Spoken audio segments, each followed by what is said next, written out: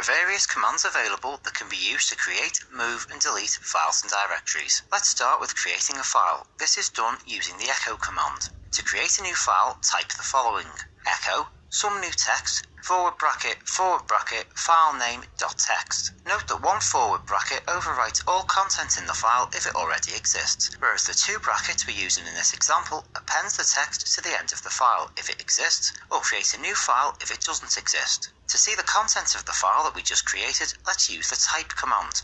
To do this, type in the following: type filename.text. The text within the file will then be displayed within the command prompt window. To create a directory, we'll use the mkdir command followed by the name of the directory. To move into the directory that we just created, type in cd followed by the name of the directory.